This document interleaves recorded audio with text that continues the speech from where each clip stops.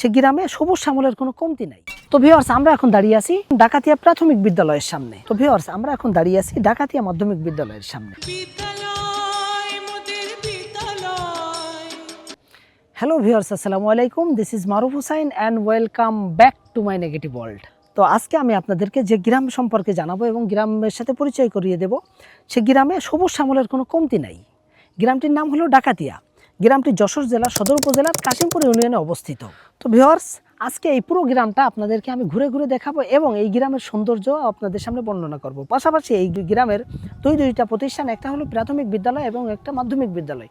দুটো প্রতিষ্ঠানও আপনাদেরকে সুন্দরভাবে আমি দেখানোর চেষ্টা করব।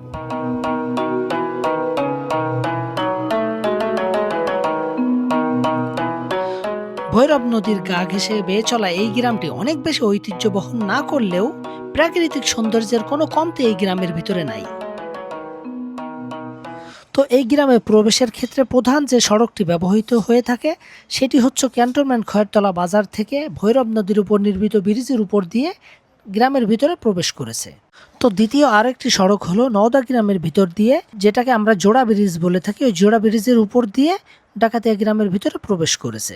তো এই জোড়া ব্রিজের একটি ব্রিজ দীর্ঘদিন ক্ষতিগ্রস্ত থাকার কারণে এই উপর দিয়ে কাঠ দিয়ে সুন্দর করে সরু একটি ব্রিজ নির্মাণ করে দেওয়া হয়েছে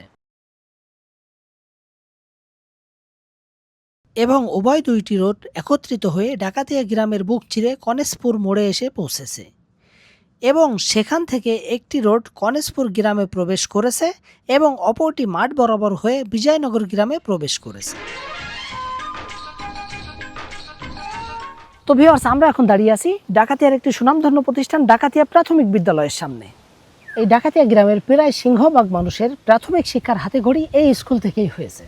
তো ভিউয়ার্স, এই ডাকাতিয়া প্রাথমিক বিদ্যালয়টি প্রথমে স্থাপিত হয় 1970 সালে এবং এটির প্রথম তলার যে ভবনটি এটি পুনর্নির্মাণ হয় 2008 সালে এবং দ্বিতীয় তলার ভবনটি নির্মাণ হয় 2014 সালে।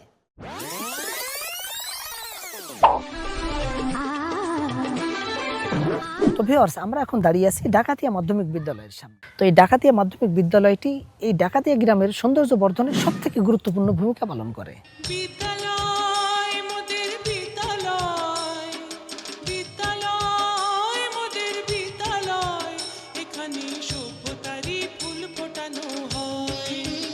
তো ভিউয়ার্স, এই ডাকাতিয়া মাধ্যমিক বিদ্যালয়ের ইতিহাস বর্ণনা করতে গেলে যে ব্যক্তিটার নাম না নিলেই নয়, তিনি হচ্ছেন অত্র বিদ্যালয়ের প্রতিষ্ঠাতা হাজী মোহাম্মদ ইজাহার আলী। তিনি হচ্ছেন যশোর জেলার একজন বিশেষ ব্যক্তিত্ব এবং অত্র গ্রামের কৃতি সন্তান। তো হাজী মোহাম্মদ ইজাহার আলী 1999 সালে 3 বিঘা 1 শতক জমির উপরে এই বিদ্যালয়টি প্রতিষ্ঠা করেন। তো এই বিদ্যালয়ের যাত্রা প্রথমে জরাজীর্ণ একটা ঘর থেকে শুরু হলেও এখন 2020 সালে এসে এটি পুনর্নির্মাণ হয়ে বিশাল এক বিল্ডিংয়ে এটি পরিণত হয়েছে। তো ভিউয়ার্স, হাজী মোহাম্মদ ইজাহার আলীর এই মহৎ উদ্যোগের কারণে আজ এই প্রতিষ্ঠানটি অত্র গ্রামের শত শত শিক্ষার্থীর মাঝে শিক্ষার আলো ছড়াচ্ছে।